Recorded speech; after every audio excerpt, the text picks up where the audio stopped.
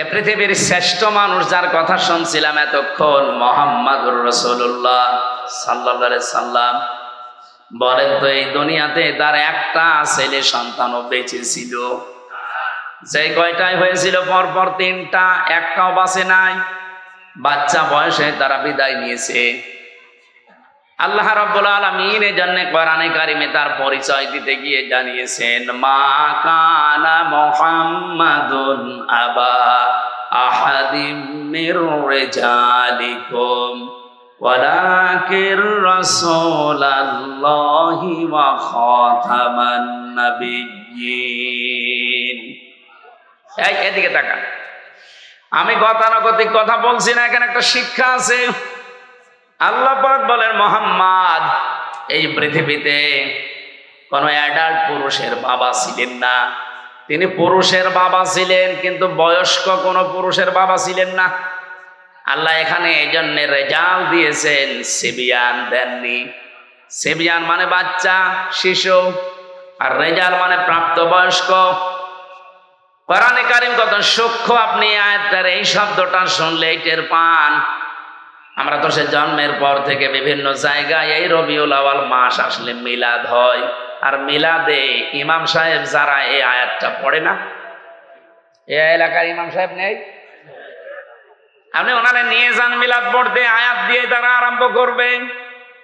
অনেক হয়তো গলায় সুর আছে, আমার সুর হচ্ছে না, তাই ওই আসর দিয়ে এইটাই দিয়ে আরম্ভ করবে, মা কানা মুহাম্মাদুন আবা আহাদিম মির রিজালিকুম। মুহাম্মদের পৃথিবীতে কোনো অ্যাডাল্ট, কোনো প্রাপ্তবয়স্ক পুরুষের পিতা ছিলেন না। বলেন তো এই শব্দটা যদি আল্লাহ পাক এখানে সিবিয়ান লাগিয়ে দিতেন, রিজাল না দিতেন, ওই জামানায় যারা কাফের, যারা আল্লাহর নবীর ভুল ধরতো, কোরআনেরও ভুল ধরার চেষ্টা করত, এই আয়াতটা শোনার পরে তারা ভুল ধরতো কিনা?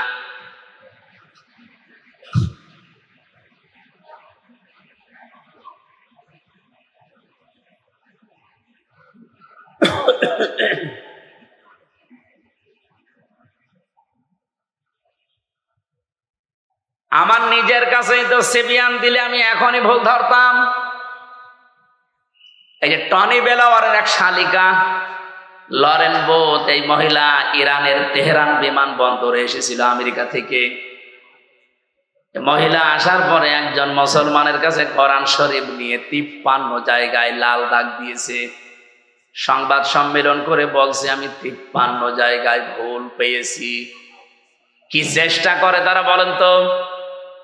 আমি বাইরের দেশগুলোতে যেখানে আমারে নিয়ে যায়, সফরে গেলে আগে বিশ্ববিদ্যালয়ে যাই, সিঙ্গাপুরে, মালয়েশিয়া, থাইল্যান্ড, যত দেশে আমারে নিয়ে গেল এ পর্যন্ত আমি আগে যে দেখি ও দেশের ভার্সিটি, বিশ্ববিদ্যালয়ে যাওয়ার পরে পরিচিত কাউকে পেলে, কয়েকদিন আগে সৌদি আরবে আমার এক বন্ধু ওখানে পড়ে, ওরে বললাম যে দোস্ত নিয়ে চলো আমার এই লাইব্রেরিতে। আগে লাইব্রেরিতে গিয়ে আমি চিন্তা ভাবনা করে দেখি যে এখানে কি ধরনের বই পড়ানো হয়, পাওয়া যায়। আমার কুষ্টিয়া বিশ্ববিদ্যালয়ের যে লাইব্রেরি, আমার হয় 2 মিনিটে ঘুরে শেষ করে দেওয়া যাবে। মালয়েশিয়া ইন্টারন্যাশনাল ইসলামিক ইউনিভার্সিটি, যেটা, ওর লাইব্রেরি যত বড়, আমি পুরাটা এলাকা ঘুরে দেখেছি, কুষ্টিয়া বিশ্ববিদ্যালয়ের চাইতে কমপক্ষে 20 ডবল বড় হবে, এত বড় এরিয়া। একটা বিশ্ববিদ্যালয় যদি আমাদের দেশের বিশ্ববিদ্যালয়ের চাইতে 20 ডবল বড় হয়, তার ক্যাম্পাস, তার লাইব্রেরি কত বড় হতে পারে? আপনি বই খুঁজবেন, নিজে যেয়ে অমুক বই পেয়ে যাবেন না, কম্পিউটারে টিপ দেওয়া লাগবে, কত তালায় আছে, কত কামরায় আছে, কত তাকে আছে, কত লাইনে আছে, ওটা লেখা উঠবে, ওই জায়গায় যে ওই বই পাবেন। তাছাড়া যদি নিজের মন মতো যে খুঁজতে চান, আমার মনে হয় আপনার জীবন শেষ হয়ে যাবে, এত বই সেখানে। বড় বড় বিশ্ববিদ্যালয়গুলো যে আমি এই ছোট্ট জীবনে দেখেছি, ওরা যত বই থাকুক না কেন, সবার উপরে আল কোরআন এইটা ওখানে লিখে দেয়। যে সমস্ত দেশে মুসলমান কম, যেমন সিঙ্গাপুরে 100 জনের মাত্র 5 জন মুসলমান, 95 জন সেখানে কাফের, বিভিন্ন জাতির লোক আছে, মুসলমান না। থাইল্যান্ডে ওই রকম মুসলমান হয়তো 2-3%, বাকি সবগুলোই তারা কাফের। আমার এক বাজারে নিয়ে গেল থাইল্যান্ডে, বাজারে যে দেখি গোশত বিক্রি করছে, সামনে তাকালাম দেখি শুধু মাথা। জিজ্ঞাসা করলাম ইংরেজিতে ওনারে যে কি এটা, আমারে বলছি ডগ। ডগ মানে একটা দুইটা না, প্রায় 15-20টা ডগ মাথা কেটে রেখে দিয়েছে। ওরা তো আর বিসমিল্লাহির রহমানির রহিম বলেনি, এক কোপে আলাদা করে ফেলেছে। সাপ, বড় বড় সাপ জিয়ানো আছে, শুধু মাথা কেটে যে মাছের মতো পিস পিস করে।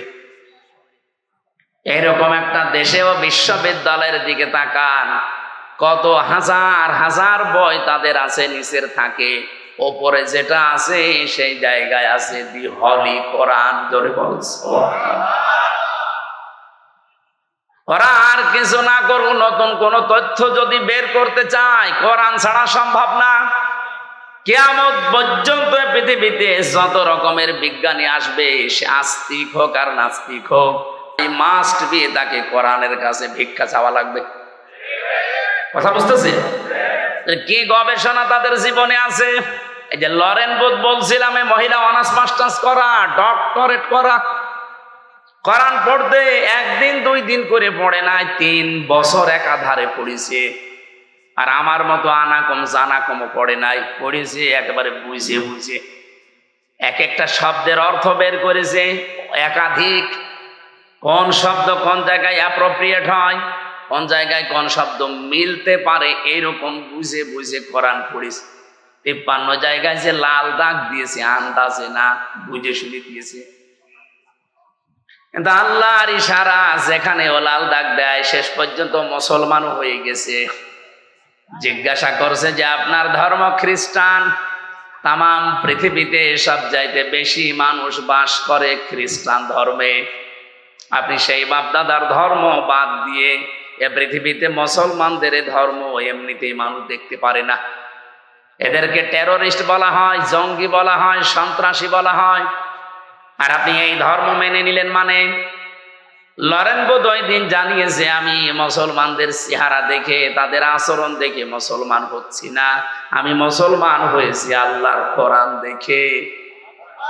আমি 53 জায়গায় লাল দাগ দিয়েছিলাম ঠিক, এতদিন শুনতাম যে মুসলমানের কোরআনে কোনো ভুল নেই, কিন্তু আমার দৃষ্টিতে আমি পেয়েছি আল্লাহর দয়া আমার উপরে, আল্লাহর ইশারায় যেখানেই লাল দাগ দিয়েছি, ভুল ধরেছি, দেখি তার পরের আয়াতে বা পরের সূরাতে ওই আয়াতের জবাব আমার আল্লাহ 1500 বছর আগেই দিয়ে দিয়েছে।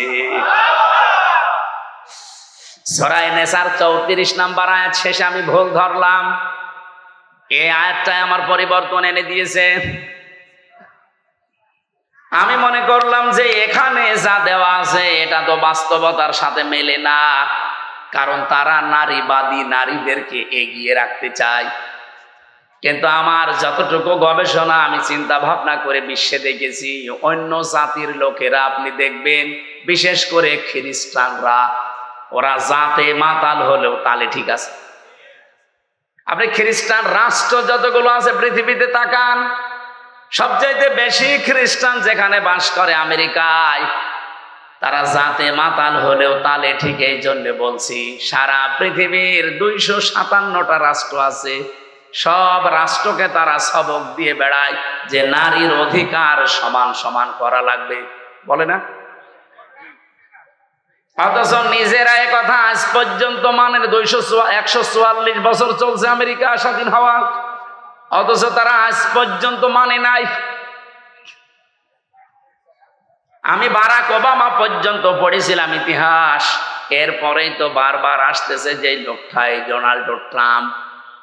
ও দেখতে আমার মনে হয় একটা মাতাল, ও কিন্তু রাজনীতিবিদ না, একটা ব্যবসায়ী। হঠাৎ করে এই লাইনে এসে বিভিন্ন কায়দা কৌশলে হয়ে গেছে পরপর 2 বার। আপনি দেখবেন এরকম একটা মাতাল মার্কা লোক যার নামে নারী কেলেঙ্কারি পর্যন্ত আছে। এই কথা বুঝতেছে? আপনি দেখেন কয়দিন আগে তার এগেনস্টে যে দাঁড়িয়েছিল কমলা হ্যারিস। এ পৃথিবীতে যদি শিক্ষিত নারী আপনি খোঁজ করেন জেনারেল লাইনে, 10 জন যদি আপনি শিক্ষিত নারীর তালিকা করেন, কমলা হ্যারিসকে একজন পাবেন। 1000-এর উপরে বিশ্ববিদ্যালয়ের লাইনে আছে, তার ভেতরে সবচাইতে উপরের বিশ্ববিদ্যালয় যেগুলো 1, 2, 3, 4 করে গণনা করা হয়, মার্কিং করা হয় একটার সাথে আরেকটা।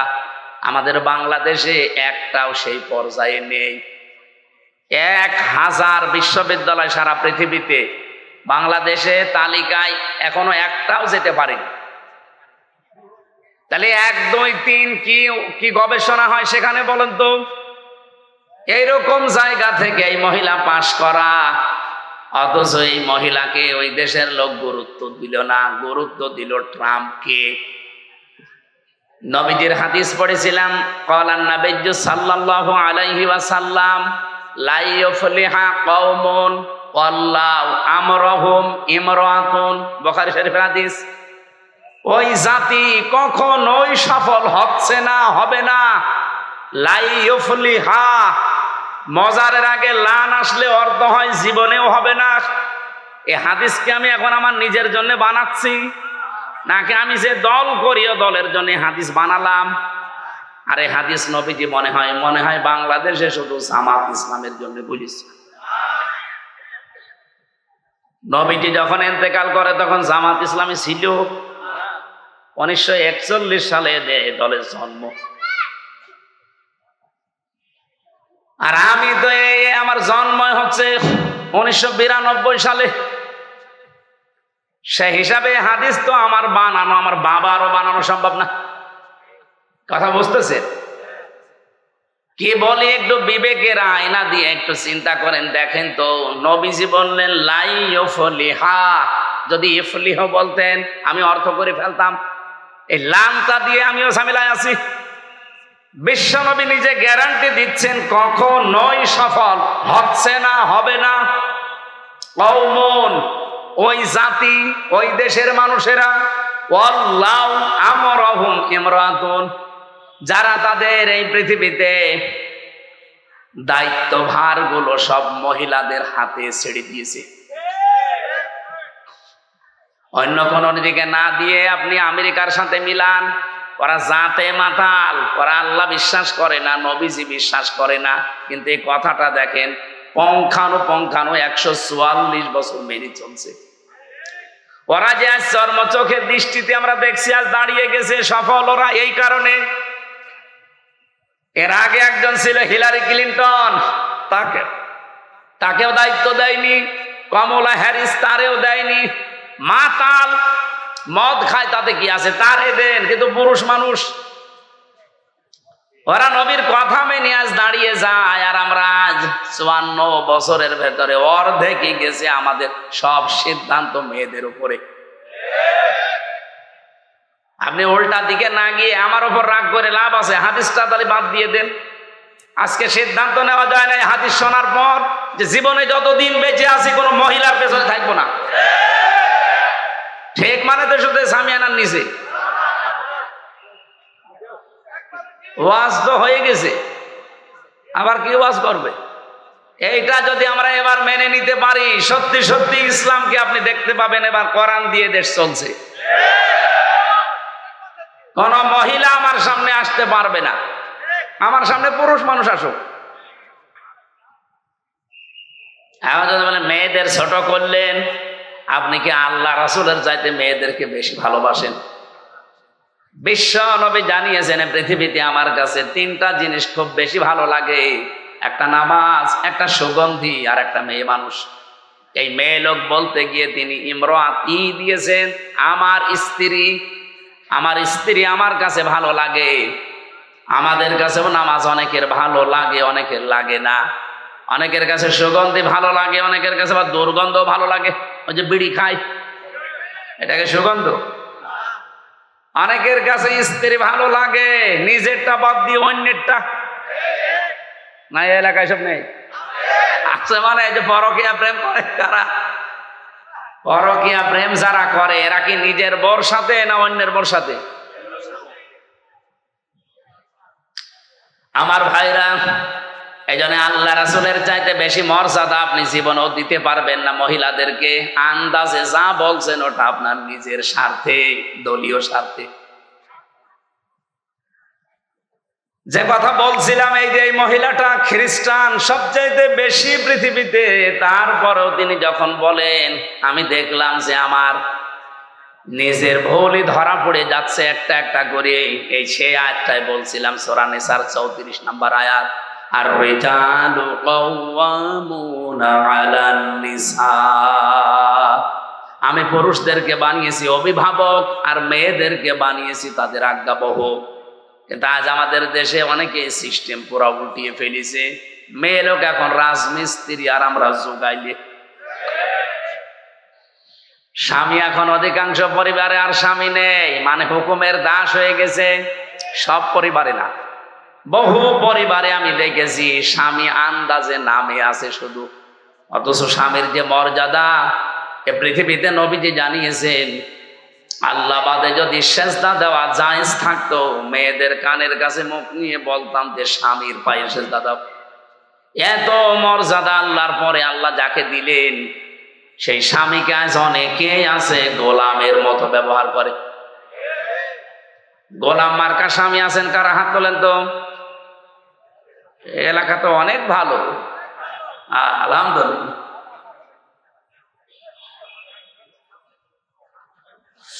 আমার ভাইরা, বিশ্বনবী যে জানিয়েছে এই পৃথিবীতে সবচাইতে বেশি আল্লাহ পাক খুশি হন ওই সময় যখন তিনি কোনো ঘরে মেয়ে পাঠান, নারীকে দেন, কন্যা সন্তান যখন কোনো ঘরে পাঠান তখন তিনি বেশি আনন্দ পান, খুশি হন।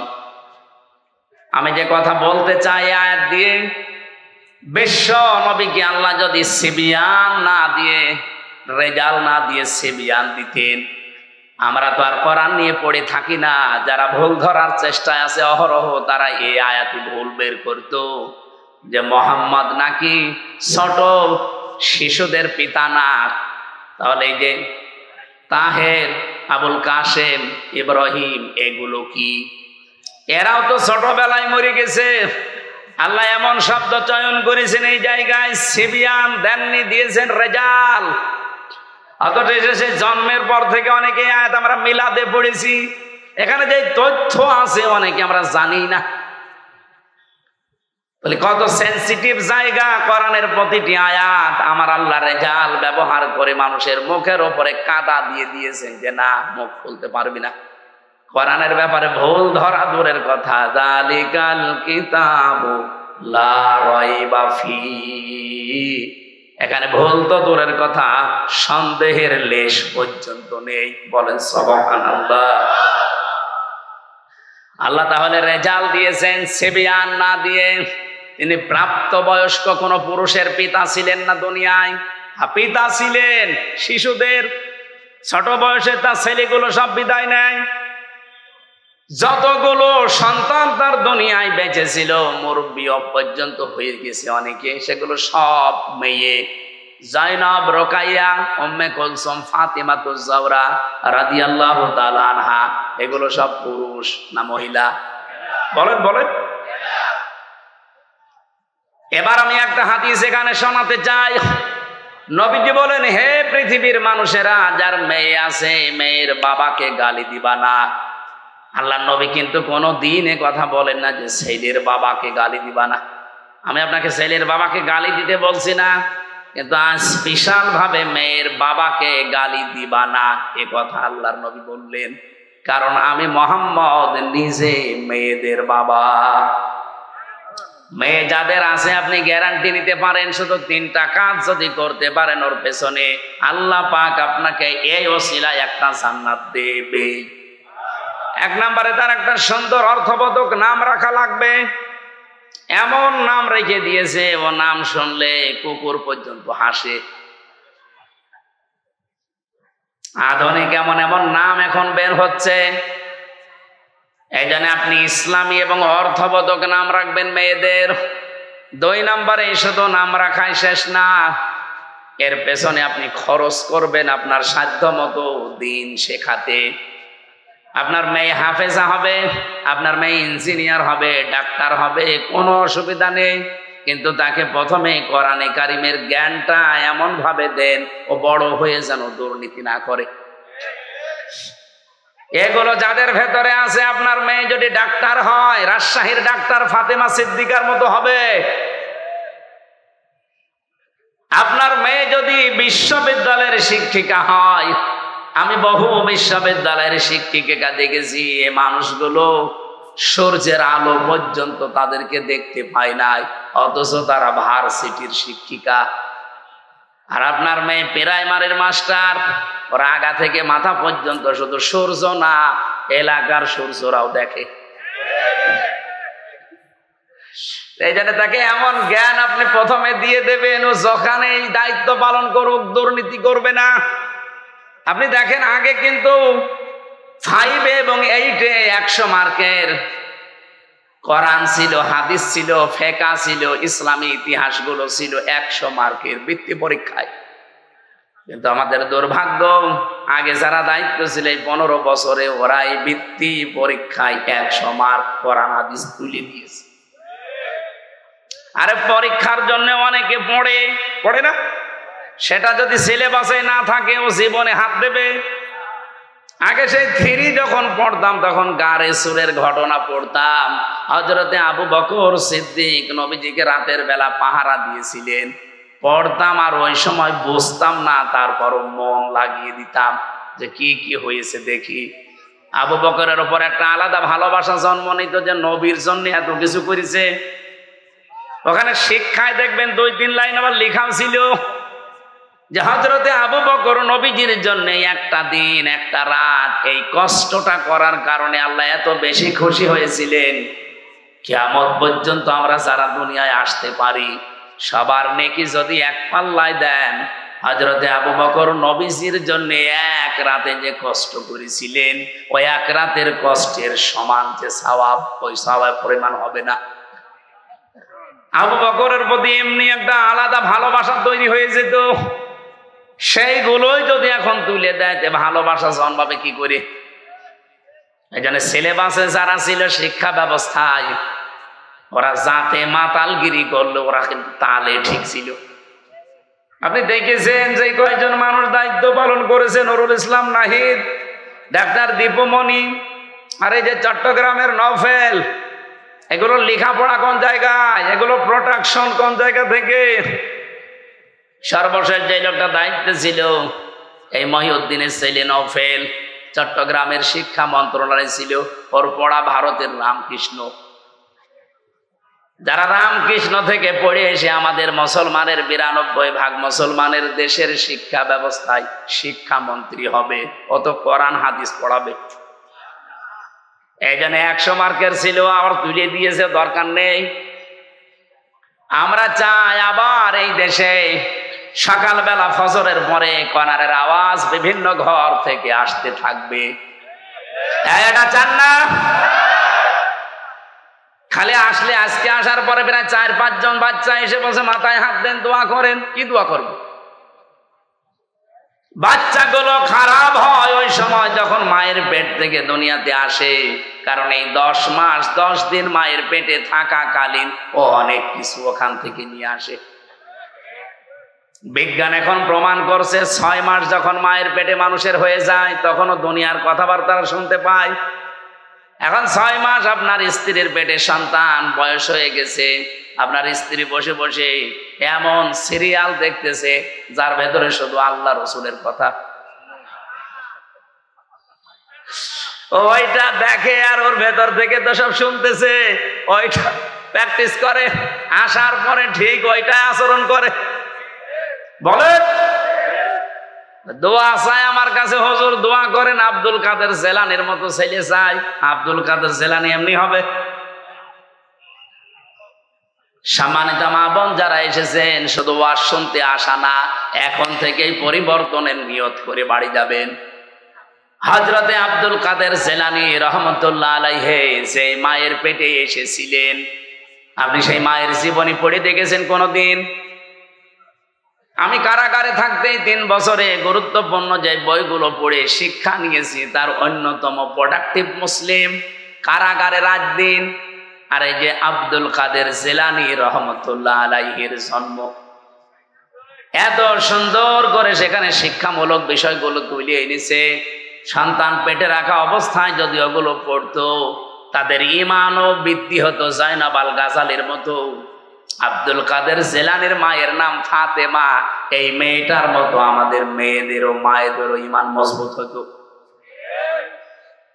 বাসর রাতে স্বামীকে ডাক দিয়ে বলছে, স্বামী দাঁড়ান, আপনি আমার কাছে আসা থেকে একটু বিরত থাকেন। আমার বাবা কিন্তু আপনাকে বলেছিল আমি নাকি অন্ধ, আমি নাকি বোবা, আমি নাকি ন্যাংড়া। আর ঠিক বলেছে আমার বাবা। আপনি যে বাসর রাতে আমার কাছে আসতে যে ফিরে গেলেন ভয়তে, আপনি বিয়ের আগেই তো শুনেছিলেন যে আমি অন্ধ, অথচ আমার চোখ এখন ভালো। আপনি শুনেছিলেন যে আমি নাকি ন্যাংড়া, অথচ আমি হাঁটতে পারি। আপনি শুনেছিলেন আমি কিছু শুনতে পাই না, কালা, অথচ আমি আপনার কথা শুনতে পাচ্ছি। আপনি শুনেছিলেন আমার বাবার কাছে আমি বোবা, কথা বলতে পারি না, অথচ আমি আপনার সাথে টকিং করছি। আমার বাবা যা বলেছে সত্য বলেছে। এই কারণে আমি যখন প্রাপ্তা বয়স্ক হয়েছি, তার মানে মেয়েরা প্রাপ্ত বয়স্ক হয় ওই সময় যখন তাদের শরীর খারাপ হয়। কথা বুঝতেছেন? মেয়েরা যারা এসেছেন, সম্মানিতা মা বোনেরা, আপনাদেরকে বলছি, একটা মেয়ে মানুষ ওই পর্যন্ত প্রাপ্ত বয়স্ক হয় না, প্রাপ্তা। মেয়েদেরকে প্রাপ্তা বলা হয়, পুরুষ প্রাপ্ত। যতক্ষণ তাদের মাসিক না হয় বা ওই শরীর খারাপ না হয়, যখন শরীর খারাপ হয়ে যাবে, সে 9 বছরে হোক, 12 বছরে হোক, 15 বছরে হোক, যখনই শুরু হবে, ওই দিন থেকে শুরু করে জীবনে আর কোনোদিন আপনি ওই মাসে 3 দিন, 5 দিন, 7 দিন বাদ দিয়ে নামাজ বাদ দিতে পারবেন না। এই মাসলাটা বুঝেছেন কিনা বলেন? তাহলে মেয়ে লোকের নামাজ ফরজ হওয়া যেদিন শরীর খারাপ হয়েছে, ওই দিনের পবিত্র হওয়ার পর থেকে, তার শরীর খারাপ হওয়ার পর থেকে নামাজ শুরু। হ্যাঁ, প্রতি মাসে মাসে আপনি 3 দিন, 7 দিন, 10 দিন পর্যন্ত নামাজ না পড়ে থাকতে পারবেন যখন শরীর খারাপ থাকবে। তো শরীর ভালো হয়ে গেলে বাকি সময় কোনো দিন আপনি আর নামাজ বাদ দিতে পারবেন না। অনেকের মেয়ের হয়তো 10 বছর, 12 বছর, 13 বছরে শরীর খারাপ হয়, কিন্তু বাবা তো আর জানে না, মা তো এই বিষয়গুলো জানে। নামাজ না পড়ে ফজরের সময় ঘুমিয়ে আছে, বাবা তো আর জানে না যে আমার মেয়ের অবস্থা কি। মা কিন্তু সব জানে। বাবা যে ডাক দিয়ে বলবে যে ফরজ নামাজটা পড়ে ঘুমা, বলতেও পারে না। এই জন্য মা বোন যারা এসেছেন, আপনার দায়িত্ব এটা, স্বামীকে হয় জানিয়ে দেবেন যে এই মাস থেকে তার এই শরীরের অবস্থা, আগামী থেকে তার নামাজ কিন্তু আর কাজা করা হারাম, ফরজ নামাজ পড়াই লাগবে। আমি এই মাসলাটা বোঝাতে পেরেছি কিনা বলেন তো? বলেন বলেন। আমাদের বাবাদের দরকার নেই, আমরা বাবারা শুধু আদেশ দেওয়ার ক্ষেত্রে থাকলে হবে। বড় ভাই যারা আমরা আছি, বাবা যারা আছি, আদেশ দেওয়া পর্যন্ত থাকলে হবে, কিন্তু দায়িত্ব পালন করা লাগবে মায়েদের আর বড় বোনদের। মারা এবং বড় বোনেরা যারা আছেন, অবশ্যই আপনার বোন হোক, আপনার মেয়ে হোক, তার শরীর যেদিন খারাপ হবে, ওর পর থেকেই তার নামাজ কি ফরজ। এর আগে পর্যন্ত কিন্তু নামাজ ফরজ ছিল না।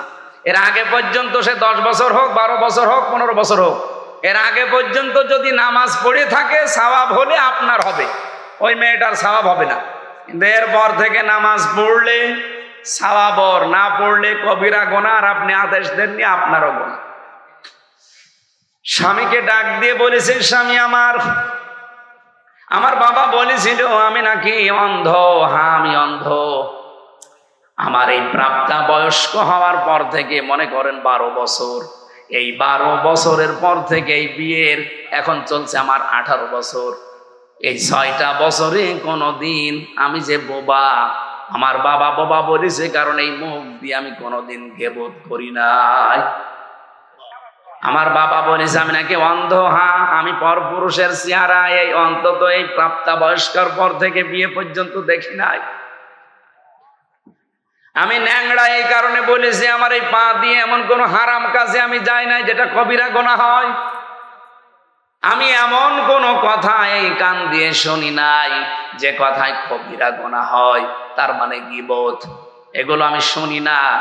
আমার বাবা আমার উপরে আস্থা রেখে এই 6 বছর সে দেখেছে, এই কারণে বলেছে আমার মেয়ে অন্ধ, বোবা, কালা, ন্যাংড়া।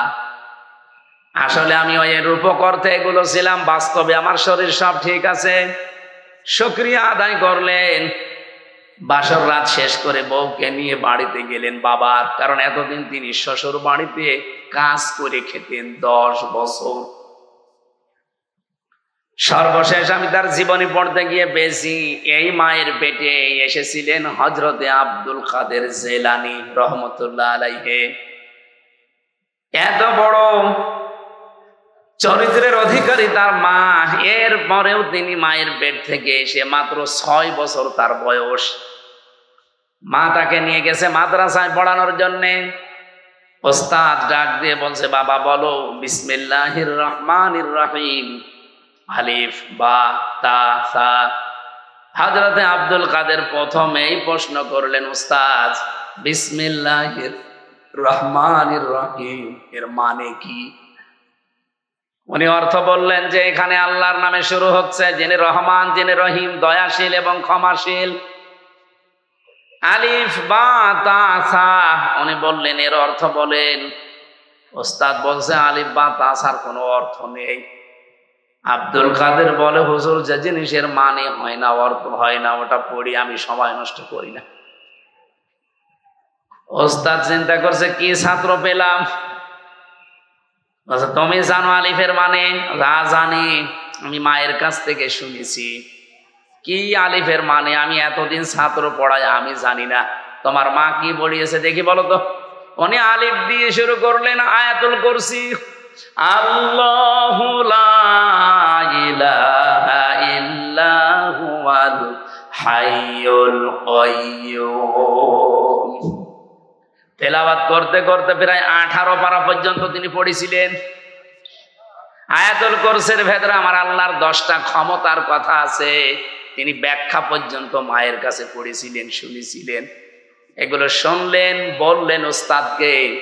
ওস্তাদ কাঁদতে কাঁদতে বেহুশ হয়ে গেছে। হোশ ফেরার পরে ডাক দিয়ে বলছে, কি মা কয় তোমার? পর্দার আড়াল থেকে মাকে জিজ্ঞাসা করলেন, আপনি এই ছেলেকে মনে হয় কোনো জায়গায় পড়িয়েছেন, এখন নিয়ে এসেছেন আমার কাছে পরীক্ষা করার জন্যে? মা বলছে, না, এই প্রথম নিয়ে আসলাম।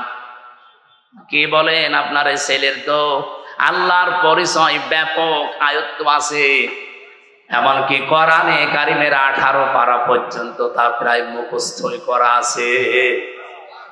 বয়স মাত্র 6 বছর। কয় বছর?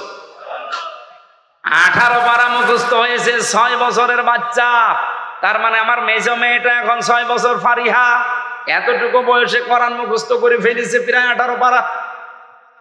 কথা শোনার পরে মায়ের তো আনন্দ করার কথা, খুশি হওয়ার কথা। মা আমার কান্না আরম্ভ করলেন। ওস্তাদ কান্নার আওয়াজ শোনার পরে জিজ্ঞাসা করেন, আপনি কাঁদেন কেন? আপনার তো সৌভাগ্য। মা ডাক দিয়ে বলে, ওস্তাদ কাজী আমি এই জন্য, আমি নিজেও কোরআনের হাফেজা, আমি নিজেও কোরআন পড়াটাই হালকা বুঝি। এই সন্তানটা আমার পেটে আসার পর থেকে আমি অধিকাংশ সময় আমার মুখে কোরআন রাখতাম। আমি উঠান ঝাড়ু দিয়েছি, আমার মুখে আল্লাহর কোরআন। আমি ঘর ঝাড়ু দিয়েছি, আমার মুখে আল্লাহর কোরআন। আমি খাবার দাবার স্বামীকে দিয়েছি, আমার মুখে আল্লাহর কোরআনই থাকতো। সন্তানটা জন্ম নেওয়ার পরে আমি ফজরের নামাজ পড়ে ওরে শুইয়ে রাখতাম, পাশে বসে বসে তেলাওয়াত করতাম। দেখতাম আমার সন্তান আব্দুল কাদের আমার মুখের দিকে তাকিয়ে মুখ মিলাচ্ছে। আমার আফসোস হচ্ছে এই কারণে, আমি যদি আর একটু কষ্ট করে প্রতিনিয়ত 30 পারায় তাকে পড়ে পড়ে শোনাতে পারতাম, আমার এই ছোট সন্তান এতটুকু বয়সে কোরআনের হাফেজ হয়ে যেত।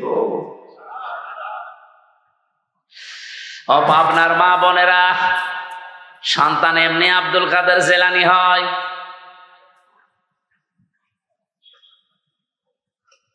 এখানে আমি যেটা বোঝাতে চাচ্ছিলাম, কন্যা সন্তান এই পৃথিবীতে মানুষকে আমার আল্লাহ দিয়ে তিনি নিজেই আরশে বসে বসে আনন্দ করেন আর তিনি নিজেই খুশি হন। আপনি যখন এই মেয়েটার সুন্দর একটা অর্থবোধক নাম রাখার পর তার পেছনে খরচ করবেন সাধ্য মতো, মনে করবেন এটা আমি আল্লাহর রাস্তায় সাদগা করছি। কোন ছেলের পেছনে খরচ করলে সাদগা হয় এটা আমি পাইনি, কিন্তু মেয়েটার পেছনে যদি খরচ করেন, তাকে দিন শিক্ষা দেন, 3 নম্বরে তাকে সৎ পাত্র দেখে পাত্রস্থ করেন।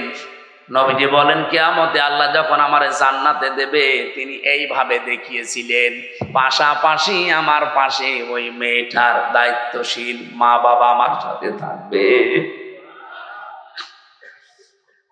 এজন্য অর্থবোধক নাম রাখবেন মেয়ের, এমন নাম রাখবেন না যেটা শুনলে কোনো অর্থ পাওয়া যায় না। সেদিন একটা দোকানের নাম তার মেয়ের নামে দেখলাম মাহিদা। বিভিন্ন জায়গায় আমি দোকানের নাম সাইনবোর্ডে দেখি ফুলজান স্টোর,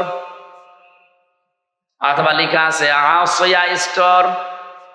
না, আইন সাদিয়া, আসিয়া শব্দের শাব্দিক অর্থ অবাধ্য, আর হামজা দিয়ে আসিয়া মানে বাধ্যগত বান্দি, সৌভাগ্যশালী। তাহলে আসিয়া না আসিয়া?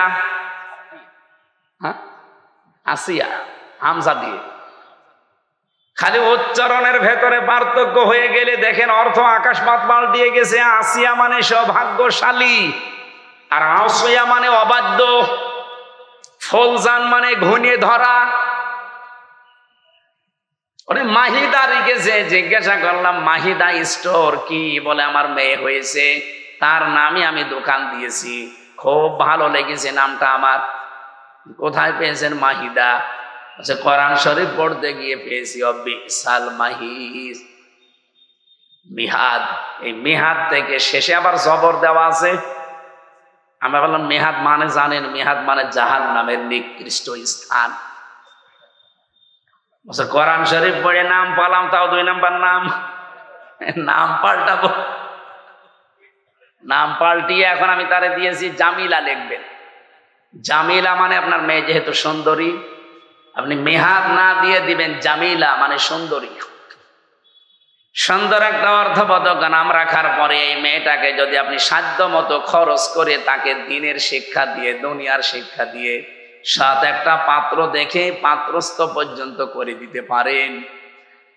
কোরআনে কারিমে আল্লাহ যেখানে জন্মের কথা দিয়েছেন দেখবেন আগে মেয়ে লোকের নাম দিয়েছেন। ইয়াখলুকু মা ইয়াশা ইয়াহাবু লিমান ইয়াশাউ ইনাসা ওয়া ইয়াহাবু লিমান ইয়াশাউ যুকুর। আল্লাহ পাক ইয়াহাবু লিমান ইয়াশাউ ইনাসা দিয়েছেন। ইনাসুন মানে মেয়ে লোক, কন্যা। ও পাবনাবাসী, আল্লাহ ছেলের নাম দিলেন না কেন? আল্লামা আলুসি রুহুল মান, রুহুল মাহানি, রুহুল বায়ান এই তাফসিরের ভেতরে তিনি ব্যাখ্যা করতে গিয়ে লিখেছেন আল্লাহ পাক সবচাইতে বেশি ভালোবাসে মেয়েদেরকে, এই জন্যে তিনি মেয়ে দিয়ে আরম্ভ করেছেন আয়াতটা। জোরে বলেন সুবহানাল্লাহ। তাহলে আল্লাহ সবচাইতে বেশি খুশি হন, আনন্দ পান দুনিয়াতে ওই সময় যখন কারো ঘরে মেয়ে আসে, কন্যা সন্তান আসে। কিন্তু দুনিয়ার মানুষ এইটাই খুশি না বেজার? আমরা ইনশাল্লাহ খুশি হব মেয়েদের এই হকগুলো আদায় করার মাধ্যমে। জান্নাতুল ফেরদাউস পর্যন্ত আমরা যেন যেতে পারি, বলেন আমিন। রবিউল আউয়াল মাস আসলে আমরা যেহেতু নবী নিয়ে পাগল হয়ে যাই, সেই নবীকে নিয়ে একটা আয়াত পড়েছি মাত্র, সূরা আরাফ 157 নম্বর আয়াত। এখানে প্রায় কমপক্ষে 13টা জিনিস আছে। প্রথম 4টা 3টা পরিচয় দেওয়া আছে নবীজির, এরপরে 6টা কাজ করা লাগবে আমাদের। 6টা গুণাগুণ দেওয়া আছে বিশ্বনবীর। পরিচয় দেওয়ার পরে গুণাগুণ দিয়েছেন, বৈশিষ্ট্য। এরপরে শেষের দিকে আমাদের জন্য করণীয় 3টা কাজ আল্লাহ দিয়েছেন। এই 3 3 6 আর ওদিকে 6 কত? বলেন বলেন। আর ওই শেষের শব্দটা সৌভাগ্যশালী হওয়ার জন্য আপনাকে মাস্ট বি দুনিয়ায় এই 12টা কাজ করা লাগবে। রবিউল আউয়াল মাস যেহেতু এসেছে, আমরা এই আয়াত থেকে নবীজির মাধ্যমে কিছু নিতে চাই। আল্লাহ যেন আমাদেরকে সহজে অল্প সময়ে কিছু নেওয়ার সুযোগ দান করেন, বলেন আমিন। সূরা আরাফ কোন সূরা বলেন তো? আরো জোরে বলেন, কোন সূরা? আরাফ। 206টা আয়াত আছে, মাত্র এক আয়াত পড়েছি, 157 নাম্বার আয়াত। নামকরণ বলছি আগে। আপনারা কি বিরক্ত হচ্ছেন নাকি? যারা কি চলে যাচ্ছে এরা কি?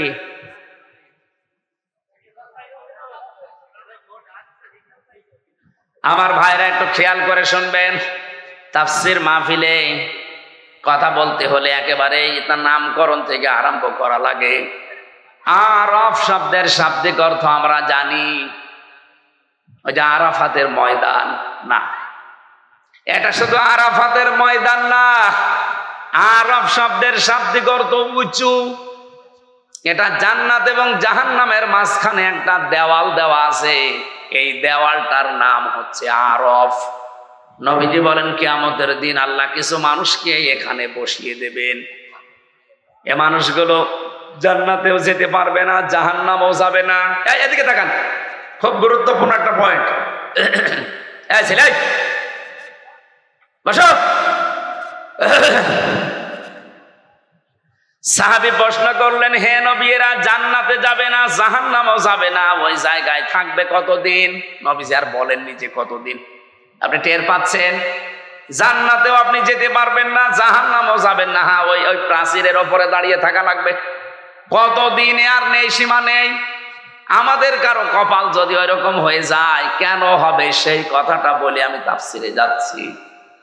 বিশ্বনবী বলেন আল্লাহ তাদেরকে জান্নাতে দেবে না মাত্র একটা কারণে, ওর নামাজ রোজা পর্দা পশিদা সব ঠিক ছিল, কিন্তু পরিবারে ওর বউর সাথে আচরণ ভালো করতো, মার সাথে আচরণ ভালো করতো না। দুনিয়ায় মায়ের হক আদায় করে নাই ঠিক মতো, এই কারণে আজ ওই জায়গায় দাঁড়িয়ে আছে। ও জান্নাতে যেতে পারছে না। তাহলে জান্নাতে যাওয়ার বাধা কিন্তু আপনার মা বাবা। আমার মনে হয় এখন মা বাবা যারা প্যান্ডেলে বসে আছে এরা আনন্দে আত্মহারা, যে হুজুর আরো বেশি দিন বেঁচে থাক। আরে মা বাবা, আপনারও তো কিছু দায়িত্ব আছে। ওই যে সন্তান হওয়ার পরে তার সুন্দর অর্থবোধক নাম রাখার পরে তার দ্বীনের শিক্ষা দেওয়া। কথা বলেন না কেন? আপনি কি শিক্ষা দিয়েছেন যে আপনি মা বাবা আল্লাহর পরে আপনার স্থান সে ছেলে জানেই না? কয়েকদিন আগে একটা জানাজা দেখছিলাম ভিডিওতে। এই বাংলাদেশের সুদর্শন পুরুষ নামে একজনের নাম শোনেননি? ও যদি সুদর্শন পুরুষ হয়, আমি কি কি জানো নাম ওর? অ্যাডলফ। আমি মনে করছিলাম অ্যাডলফ হিটলার মনে হয়। এই শয়তানের জানাজার নামাজে আমি দেখলাম ও বাবা মারা গেছে, জানাজা পড়ছে, এইভাবে তুলে দাঁড়িয়ে আছে। এখন যে কোনো দেখি সালাম ফেরান লাগবে তাও জানে না। অ্যাডলফের মতো সন্তান আপনি জন্ম দেন, ও যতই সুদর্শন পুরুষ হয়ে বাংলাদেশ কাঁপিয়ে যাক, আল্লাহর কসম কিছুদিন পরে দেখবেন তার মাকে বৃদ্ধাশ্রমে রেখে এসেছে। কারণ আজ হাজারো বৃদ্ধাশ্রমে নিজে খোঁজ নিয়েছি, নিজে গেছি, যে দেখেছি দিন শিক্ষায় শিক্ষিত যারা তাদের মা বাবা বৃদ্ধাশ্রম অনেক আমি পেয়েছি। এটা শুধু ওই ছেলেটার কারণে না, এটা হচ্ছে তার বউর কারণে। অধিকাংশ 190 জন মা বাবা যারা আজ বৃদ্ধাশ্রমে থাকে তাদের খোঁজ খবর নিয়ে পাশে বসে কথা শুনলে দেখবেন চোখের পানি ফেলতেছে, হাও মাও করে। আমি যে কিশোরগঞ্জে পেয়েছিলাম, কিশোরগঞ্জ থানা, ওইটা হচ্ছে নীলফামারী জেলা। আমি যে দেখলাম দুই পাশে মা আর বাবা বসে আছে, প্রায় 25 জন 50 জন। একজনের কাছে একটু মাথা কাজ করে বললাম, কি বাড়ি কোথায়, কি করেন, কেন এখানে এসেছেন? হাও মাও করে আমার হাত চেপে ধরে হাও মাও করে কাঁদতেছে এই বাবাটা আর মা। বলছে, একজন বলছে আমার 2টা ছেলে থাকে, একটা আমেরিকায় আর একটা ইংল্যান্ডে। আর একটা ছেলে আমার এদেশে আছে, সে বড় ডাক্তার। 3টা ছেলে প্রতিষ্ঠিত। আমার ছেলেদের আমি দোষ দেই না, সেরকম দোষ হচ্ছে আমার বৌমাদের। ওরা এমন ভাবে কড়াকড়ি করে, শেষ পর্যন্ত বাড়িতে 5টা রুম আছে, একটা রুমে আমাদের এই বুড়ো বুড়ির জায়গা হয় না। টাকা পয়সা পাঠাই, এই বৃদ্ধাশ্রমে আজ পড়ি আছে। আমি অনেক দিনের শিক্ষায় শিক্ষিত মানুষের মা বাবাকেও পেয়েছি। সত্যি কথা বলবো তো অসুবিধা কি? আমার গায়েও পড়তে পারে, পড়ুক। কিন্তু তারা শুধু দায়ী না। যে সমস্ত মাওলানা বলেন এই দিন শিক্ষায় শিক্ষিত ভাইরা তাদের মা বাবাকে বাধ্য হয়ে রেখে এসেছে শুধুমাত্র তাদের পরিবারের সন্তান আর বউর কারণে। আমি এক কলেজের অধ্যাপককে দেখেছিলাম, সে দিনের শিক্ষায় শিক্ষিত, আবার জেনারেল, কিন্তু মাকে যখন বৃদ্ধাশ্রমে রেখেছে, প্রায় 3 মাস হয়ে গেছে, খোঁজ খবর মাঝে মাঝে নিতে যায়। আর আজকে কর্তৃপক্ষ তারে খবর দিয়েছে যে আপনার মা মনে হয় বাঁচবে না, সর্বশেষ আপনি একটু শেষ দেখা করেন। উনি যে দেখি হাওমাও করে কাঁদছে মায়ের পায়ের কাছে বসে। ওর মা বলছে, কান্না বন্ধ কর, আমার সময় আর বেশি নেই, আমি মনে হয় বিদায় নেব। তবে তোর একটা কথা বলি, আমি যখন মারা যাব তখন তুই আমার মাথার উপরে যে ফ্যানটা আছে এটা ভালো না, ঘোরে না। এই কথা বলে কারা এখানে? আশ্চর্য তো, মানুষ কথা শুনছে আর ওরা কথা বলছে। মানে এই কমিটিতে যারা আছেন আপনারা নিজের নীরবে ঠিক করেন। মঞ্চের পেছনে কারা? ওরা কারা? কান ধরে 2-1টা করে দেন, দিয়ে এখান থেকে বিদায় করে। মা ওরে বলছে ফ্যানটা পাল্টিয়ে দিবি। এ কথা বলতে বলতে দেখলাম জিজ্ঞাসা করছে কান্না জড়িত কণ্ঠে, মা কেন? কেন মানে? আমি তো তোদের ছোটবেলা থেকে পর্যন্ত মানুষ করে দেখেছি, তুই তো গরমে থাকতে পারিস না, তো যে ফ্যানটা আজ 3 মাস আমার মাথার ওপর, এটা ঘোরে না। তুই আমার সাথে শেষ বয়সে যা করলি, আমার মনে হচ্ছে কিছুদিন পরে তোর এখানে আসা লাগবে। তোর তো ফ্যান ছাড়া ঘুম হবে না, তোরে আমি খুব ভালোবাসি, আগে থেকে সতর্ক করলাম, ফ্যানটা পাল্টিয়ে নতুন ফ্যান আগে লাগিয়ে দিস, তোরই ভালো হবে। এ কথা বলে ওর মা মরে গেল। আমার বলছে, হুজুর মন খারাপ, আমি দেখতে গিয়েছিলাম ওটা ওই চট্টগ্রাম বিভাগে। মন খারাপ করবেন না, আমার ওপরে আপনি গালি দিয়েন না, রাগ করেন না, এর দোষ শুধু আমার একা না। আমিও আপনার মতো দিনী শিক্ষায় শিক্ষিত, আমি কলেজের অধ্যাপক, আমি জেনারেল থেকে অনার্স মাস্টার্স করেছি। আমার 2টা ছেলে মেয়ে আছে, আমার মা 3 মাস এখানে পড়ে আছে। মাঝে মাঝেই মাকে আমি খরচ দিয়ে যাই, কিন্তু সাধ্য মতো দিতে পারি না। বউ আমারে বলেছে, এই বুড়ি যদি বাড়ি থাকে তোমার ভাত আমি খাবো না। আমি তো বউকে তালাকও দিতে পারলাম না, ওই বাচ্চা দুটোর মুখের দিকে তাকিয়ে। শেষ পর্যন্ত মাকেই রেখে গিয়েছিলাম। আজকে মা আমার চিরদিনের মতো চলে গেল। আমার বাবা সেই ছোট্টবেলায় মারা গেছে, বহু কষ্ট করে এ পর্যন্ত আমি পৌঁছিয়েছিলাম। খুব অবস্থান ভালো না আমার, যাই আছে আমি চলতে পারতাম, কিন্তু আজকে আমি এমন একজনকে হারালাম যে দুনিয়ায় আমার নাম ধরে ডাকবে সেরকম মানুষ এখন আর নেই। বলেন তো, জেনারেল শিক্ষা বলেন আর ধর্মীয় শিক্ষা বলেন, মা বাবাকে বৃদ্ধাশ্রমে রেখে আসার পেছনে আমি যতটুকু দেখছি, আমি তো একেবারে কম ঘুরি না, যতটুকুই দেখছি সবচাইতে বেশি ভূমিকা পালন করে বাড়ির বউগুলো। 100টার প্রায় 98টা পরিবারে আজ বউ শাশুড়ির মিল নেই। ছোটখাটো জিনিস নিয়ে তাদের মনের দূরত্ব, শরীরের দূরত্ব এত বেশি, শেষ পর্যন্ত স্বামী যারা আমরা আছি, আমরা মানসিক রোগী হয়ে যায়। বউর দিকে একটু ভালোবাসা দেখালে আমার নাম পড়ে যায়, আমি বউ পাগল। মা বাবার কথা শুনতে গেলে ওদিকে শ্বশুর শাশুড়ির মন তো পাওয়াই যায় না, বউ বলে ফেলে তোমার বিয়ে করার দরকার কি। আমি কি বেশি বললাম? হ্যাঁ, এটা বাংলাদেশে নেই। এই 2 চাপা কলে পড়ে হাজার হাজার স্বামী আজ আমরা মানসিক রোগী, কিছু বলতেও পারি না, সইতেও পারি না। এ ঝামেলায় আছেন কারা? হাত তোলেন দেখি, তোলেন।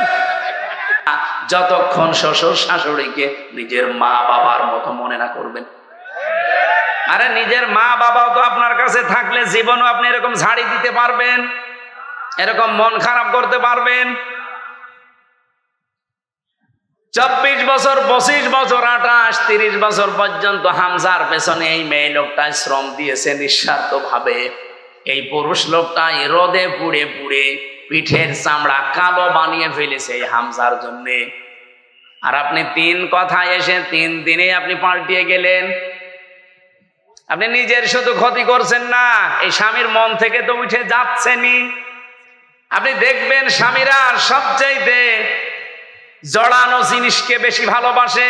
আরে পৃথিবীতে সবচাইতে বেশি আমরা পুরুষ যারা আছি, আল্লাহর কসম আমি কোরআন হাতে নিয়ে বলতে পারি, আল্লাহ রাসূলের পরে আমি সবচাইতে বেশি ভালোবাসি আমার মা আর বাবাকে। আর এই মা বাবার সাথে যে জিনিসে জড়িয়ে থাকে তাকেও বেশি ভালোবাসি।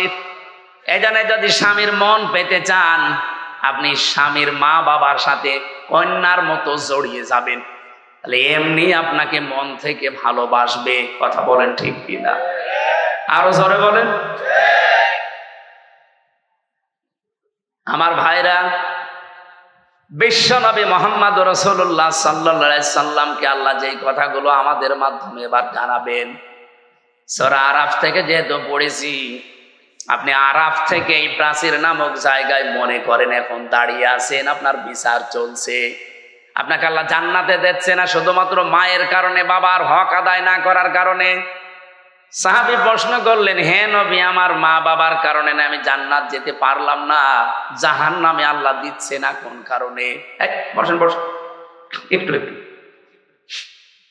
এইটাই আমার মূল বিষয়, নাই তো আমি পয়েন্ট পর্যন্ত আসতাম না। এদিকে তাকান। সাহাবী প্রশ্ন করার সঙ্গে সঙ্গে নবীজি বললেন তাকে আল্লাহ জান্নাতে দিচ্ছে না মা বাবার কারণে, আর জাহান্নামে দিচ্ছে না, লোকটা আর যাই করুক দুনিয়ায় দিন কায়েমের জন্য চেষ্টা করবে। তাহলে দিন কায়েম করা এটা কিন্তু ফরজ, এটা নফল কাজ না। যত ফরজ আছে দুনিয়ায়, এই জমিনে আল্লাহর দিন কায়েম করা, নামাজ, রোজা, হজ, যাকাত, দান, সাদকা এর চাইতেও বড় ফরজ। কারণ দিন কায়েম না থাকলে আপনি নামাজের হক আদায় করে নামাজ পড়তে পারবেন না। দিন কায়েম না থাকলে আপনি যাকাত ভিত্তিক অর্থনীতি পাবেন না। দিন কায়েম না থাকলে আপনি পর্দাশীল মহিলা খুঁজে পাবেন না। এখানে কোরআনে কারিমে আমি যতটুকু স্টাডি করে দেখলাম, আমি তো সে ছোটবেলা থেকে এর সাথে লেগে আছি, আমার এই মাথার ভেতরে কোরআনের যতটুকু জ্ঞান আছে আমি দেখেছি সব ফরজের বড় ফরজ আল্লাহর জমিনে দিন কায়েম করা। আদম নবী থেকে আমাদের নবী পর্যন্ত কত লক্ষ নবী হতে পারে বলেন? আমি অন্তত ছোট জীবনে যত নবীর জীবনী পড়েছি, শুধু 2 জন নবীর জীবনী বাদ দিয়ে প্রত্যেকটা নবীর জীবনের শেষে পেয়েছি আন আকিমুদ্দিন, দিন কায়েম করো। একজন হযরত আদম আলাইহিস সালাম আর হযরত সুলাইমান নবী, এরা 2 জনে, আদম নবীর সময় তো মানুষজনই ছিল না, আর সুলাইমান নবী তার বাবার কাছ থেকে রাজত্ব পেয়েছিলেন, তিনি আর কি কায়েম করবেন? আর বাকি যত নবীর জীবনী পড়লাম, প্রতিটি নবীর জীবনের মিশন এবং ভিশন ছিল যে দিন কায়েম করা লাগবে। ওয়ালা তাতাফাররাকু ফি, আল্লাহ বলেন মতপার্থক্য করা যাবে না এই বিষয়ে। আপনি যা করেন করেন, আপনি তাবলীগ করবেন করেন, আপনি জামাত ইসলাম করবেন করেন, আপনি পীর মুরিদি করবেন করেন, জিকির করবেন করেন, দরবার খুলে বসে আছেন করেন, যা করবেন আপনার জীবনের যেন টার্গেটই থাকে যে জমিনের দিন কায়েম করা লাগবে।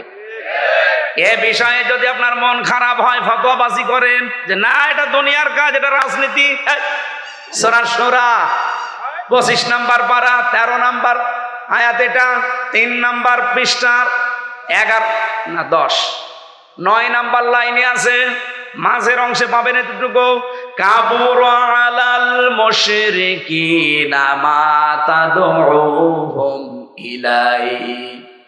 আল্লাহ পাক বলেন, হে নবী আপনি যেদিকে ওদেরকে ডাকেন দিন কায়েম করো জমিনে, এটা শুনলে সবচাইতে বেশি মন খারাপ হবে তাদের যারা মুশরিক। বাংলার মুসলমানেরা, নামাজের কথা বললে আপনি আমাকে দোয়া করেন, ভালো কথা বলেন। রোজার কথা বললেও আপনার কাছে আমি ভালো। জমিনে যে আল্লাহর দিন কায়েম করা লাগবে এটা বললে আপনার কাছে রাজনীতি মনে হয়, দুনিয়ার কাজ মনে হয়। আপনি বিশ্বাস করতে পারেন যে কোনো কায়দায় আপনার দ্বারা মনে হয় শিরিক হচ্ছে। শিরিক করলে মানুষ যেহেতু মুশরিক হয়, আর দিন কায়েমের কথা শুনলে রাগ হবে, মন খারাপ হবে। খারাপ লাগবে কাদের? মুশরিকদের। বলেন বলেন, এ বাংলাদেশে দিন কায়েমের কথা বললে আপনার রাগ হয়, আপনি কি মুশরিক? বলেন। আমি তো স্টেজগুলোতে এসে আমার বাবার আইন কায়েম করো বলি না, বলি আল্লাহর বিধান কায়েম করা লাগবে। কারণ এইটা কায়েম হলে এই দেশে ডাকাতি থাকবে না, চুরি থাকবে না, জাকাত ভিত্তিক অর্থনীতি কায়েম হয়ে যাবে। ঠিক বাড়ি বাড়ি জাকাতের সম্পদ পৌঁছিয়ে যাবে। জাকাত নেওয়ার জন্য তখন পাড়া খেয়ে মরা লাগবে না। এদেশের সম্পদ বাইরের দেশে শুধু হাত পাতা লাগবে না। যে টাকায় আছে দেশের সম্পদ আছে, শুধুমাত্র জাকাত ভিত্তিক অর্থনীতি কায়েম করে দেন, এ দেশটা ঠিক 1 বছরে আবার দাঁড়িয়ে যাবে। আর বাইরের মুসলমান দেশ 57টা, তারা তো বিভিন্ন কায়দায় আমাদের দেওয়ার জন্য রেডি হয়ে আছে। আমি মালয়েশিয়া গিয়েছিলাম, সৌদি আরবে ছিলাম, এই দেশটার চাইতে 14 ডবল বড় এই দেশটা। যেখানে যেখানে মিশেছি তারা জানে যে এই পৃথিবীতে সব চাইতে বেশি মুসলমান বাস করে ইন্দোনেশিয়ায় আর বাংলাদেশে। জাকাত ভিত্তিক অর্থনীতি কায়েম করেন না কেন? তারা জাকাত পাঠাবে, ওই টাকাগুলো, নিজের টাকাগুলো, নিজের সম্পদগুলো আপনি শুধু মানুষের দ্বারে দ্বারে জাকাত ফরজ পৌঁছিয়ে দেবেন। 1 বছরের ভেতরে দেখবেন ওই মানুষটা আর ভিক্ষা করবে না, মানুষের সাদাবাজি, ছিনতাই, চুরি না। ও নিজের যখন কর্মসংস্থান পাবে, পেটে খাবার থাকবে, তখন ঠিক ভালো রাস্তায় চলবে। বাংলাদেশ জামাত ইসলামের কোন মানুষ সাদাবাজি করে না, ছিনতাই করে না, রাহাজানি করে না। এই কারণে করে না, আপনি দেখবেন এই মানুষগুলো যাই হোক, গরিব হোক আর ধনী হোক, এর একটা কাজ আছে। এই যে এই লোকটা জামাত ইসলাম করে, ও কাপড় সেলাই করে খায়, দর্জি। তাতে কি হয়েছে? পায়খানা সাফ করলেও সে মানুষ। আমি কাজ করে খাই, আমি মানুষেরটা আত্মসাৎ করি না। বাংলাদেশ জামাত ইসলামীতে এই দেশে যত মানুষ আছে দেখবেন, সে ধনী হোক, গরিব হোক, মধ্যপন্থার হোক, তার যে কোনো একটা কাজ আছে। আমি জামাত ইসলামী করি, এই যে ওয়াজ আমার কাজ না, এটা আমার দায়িত্ব, কিন্তু আমার একটা আলাদা কাজ আছে। আমার একটা ব্যবসা, 2টা ব্যবসা আছে, একটা বইয়ের, একটা কাপড়ের। যদিও সরাসরি আমি সময় না দিলেও আমার লোক রাখা আছে, আমার শালাটা কাজ করে, আমার আর কর্মচারী দিয়ে কাজ করি। আমার কর্মজীবন আছে, আমার ব্যবসা আছে, লাভ লস আছে। এই জন্য আমার সাদাবাজি করা লাগে না, আমার ছিনতাই করা লাগে না, আমার টেন্ডারবাজি করা লাগে না। অথচ যে মানুষগুলোর কর্মজীবন নেই, তাদের কর্মজীবনই এই রাজনীতি। বলেন তো, তার কোনো কর্মজীবন নেই, কোনো কাজ নেই, ওর কাজই রাজনীতি করা। সে মেম্বার হয়ে, চেয়ারম্যান হয়ে, মেয়র হয়ে, এমপি হয়ে ও মেরে খাবে নাকি? আকাশের দিকে তাকিয়ে থাকবে? এই কারণে কুষ্টিয়ার কথা বলছি। আগস্টের 5 তারিখের পরে এই যে এই সেপ্টেম্বর আরম্ভ হচ্ছে কালকে থেকে, এই 1 বছর 26 দিনের একটা জরিপ, শুধু কুষ্টিয়ায় বহু মানুষ হাজার হাজার কোটি কোটি টাকা চাঁদাবাজি করেছে। ওই জামাত ইসলামের একটা লোকের বিপক্ষে এটা তোলেন তো, সারা বাংলাদেশ দিয়ে দিলাম যান। আপনার বিরুদ্ধে কথা আসে কেন? কর্মজীবন তৈরি করার দরকার, পায়খানা সাফ করেন, রাস্তা ঝাড়ু দেবেন, যে কোনো কাজে থাকবেন। শয়তান আপনাকে দিয়ে উল্টা পাল্টা কাজ করাতে পারবে না, কারণ কাজ যখন নেই তখনই শয়তান তার টার্গেট করে। আপনাকে আমি ভালোবাসি, আপনার আখেরাত যেন নষ্ট না হয়। আরে ভাই, চাঁদাবাজি করে হয়তো আপনি 2 কোটি টাকার মানুষ হবেন, আপনার চাইতে আরো 5 কোটি টাকার মালিক ছিল অনেকেই, কিন্তু এখন বাড়িতেও থাকতে পারে না। আমি নিজে সাক্ষী, 620টা বাড়ি একজন মন্ত্রী ছিল। আগে যিনি মন্ত্রী ছিল, ভূমি মন্ত্রী, আপনার ডিলু, উনি তো কবরে চলে গেছে। ওনার পরে একজন হয়েছিল চট্টগ্রামে বাড়ি, সাইফুজ্জামান জাভেদ। একবার বাইরের দেশে গেলাম, সিঙ্গাপুরে না মালয়েশিয়া যেন, হোটেলে উঠেছি। নিচতলায় হোটেল, তো অনেক বড় বড় হোটেল, লিফটে নামা লাগে। 20 তলা, 25 তলা, 30 তলা, 118 তলা পর্যন্ত আছে মালয়েশিয়াতে। চিন্তা করলাম একটু নিচে যাই তো দেখি কি অবস্থা। নিচে এসে দেখি ওয়েটিং রুমে 2 জন শয়তান গল্প করছে। আমি গেছি, আমারে তো চিনে ফেলেছে। বলছে, হুজুর সালাম আলাইকুম।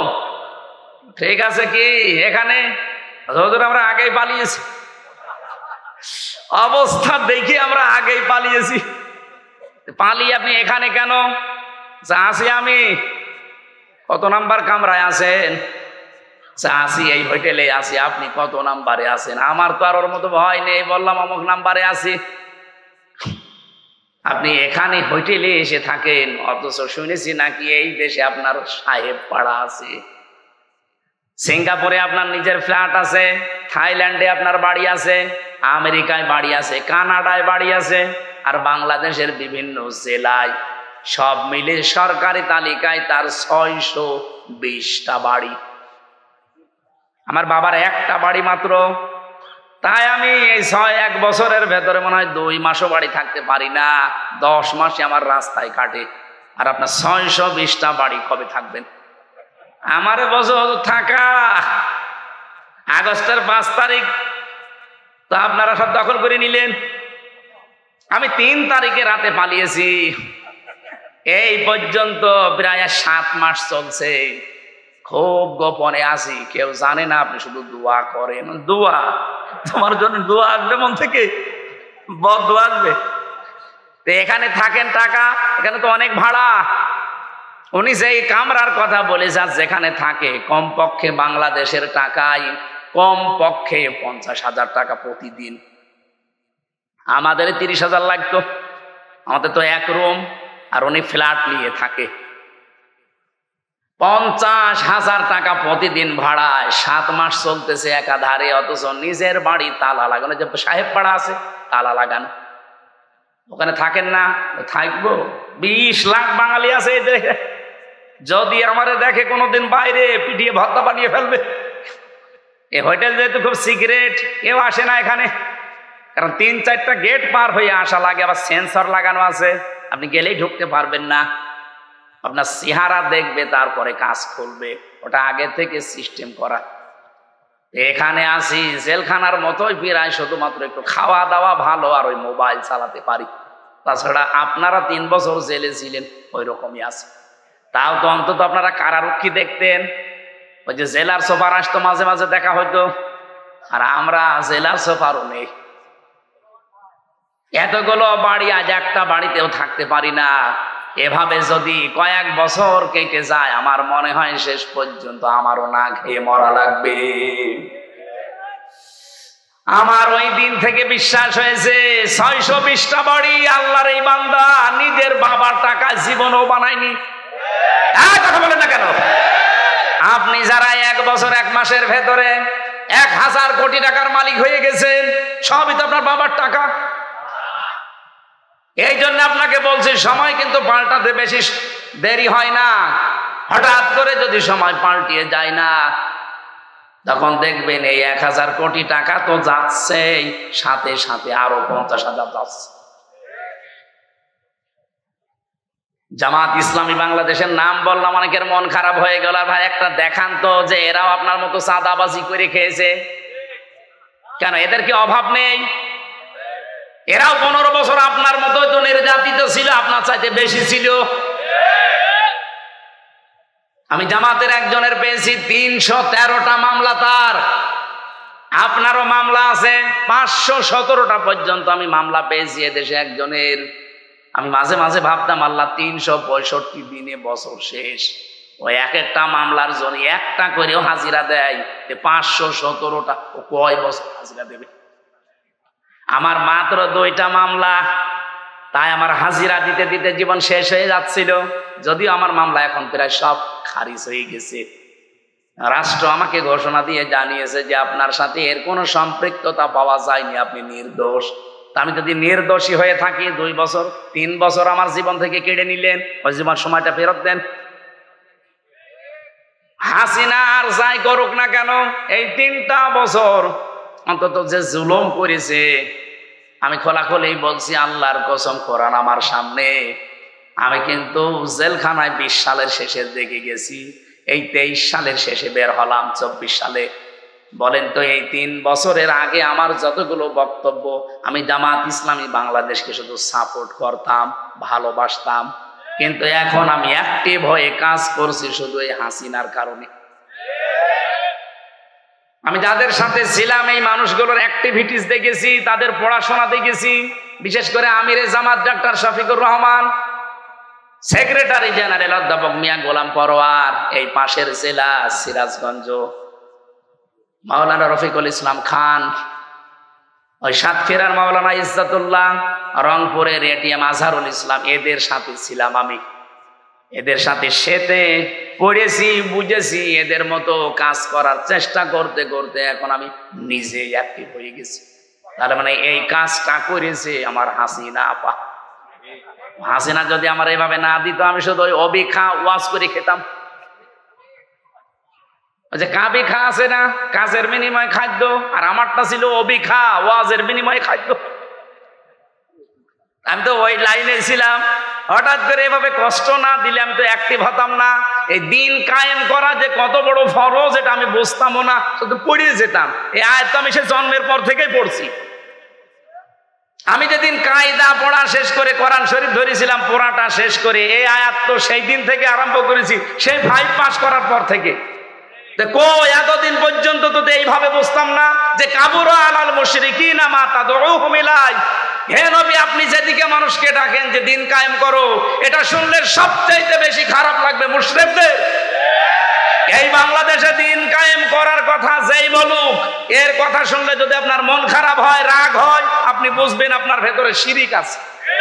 আর শিরিক যারা করে তারা মুশরিক, আর মুশরিক হলে আপনার কাছে খারাপ লাগার কথা। আপনি বলেন, গো আমি তো শিরিক করি না। অবশ্যই করেন, না তো আপনার কাছে খারাপ লাগে কেন?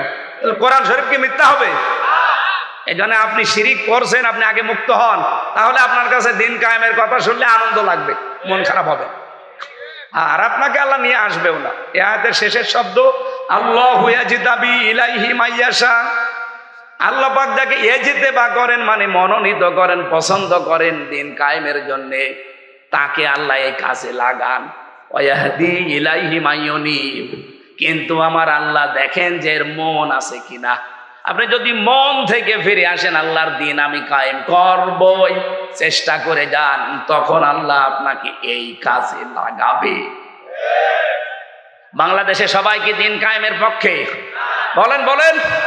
18 কোটি মানুষ, এখন মাত্র 7 কোটি 20 লাখ মানুষ, এই যে জরিপ 3 দিন আগে, 7 কোটি 20 লাখ মানুষ এখন চাচ্ছে যে দিন কায়েম হোক, আর বাকিরা এখনো চাই না। আমি বিশ্বাস করে আয়াত দ্বারা, সূরা শুরা 13 নম্বর আয়াত, এই বাংলাদেশে এই 20 কোটি কি 7 কোটি 20 লাখ মানুষকে আমার আল্লাহ অলরেডি তার দিন কায়েমের জন্য নির্বাচিত করেছে তাদের মন দেখে। তারা যেহেতু ইলাইহি উনিব, মন থেকে ফিরে আসতে, উনিব না ইউনিব, ইলাইহি ইউনিব, যারা মন থেকে আল্লাহর দিকে ফিরে আসতে চায় তাদেরকে দিন কায়েমের কাজে আল্লাহ লাগিয়ে দেন। আর বাকি এখনো যাদেরকে আল্লাহ নির্বাচিত করেনি, পছন্দ করেনি, তারা আসতে পারে নাই, তাদেরকে আহ্বান জানাচ্ছি, মন তৈরি করেন, জীবনের টার্গেট বানান যে আমি 200 বছর বাঁচবো, দিন কায়েম হবে না, আমি বেঁচে থেকে লাভ কি? আল্লাহর বিধানে যদি কায়েম না হয় জমিনে, আমি তো অন্তত 100 বছর পরে মরে যাব, কিন্তু জমিন তো এভাবেই থেকে যাবে, শয়তানরা চালাবে না। আমি যতদিন আছি আমার টার্গেট এইটা যে জমিনে কি করে আল্লাহর দিন কায়েম করা যায়। একটু মন চাই না, চর্ম চোখে দেখতে মনে চাই না যে কোরআন দিয়ে চললে দেশটা কেমন লাগে? আর এটা বললে আপনার কাছে রাজনীতি মনে হয় কোন কারণে? আপনি করেন, আমি আপনার পেছনে আছি। হয় আপনি নিজে ভালো হয়ে এই কাজ করেন, হয় নিজে ভালো হয়ে এই কাজ করেন, নয়তো যারা করছে তাদের পেছনে থাকেন। ফতোয়াবাজি করবেন না। ওয়ালা তাতাফাররাকু ফি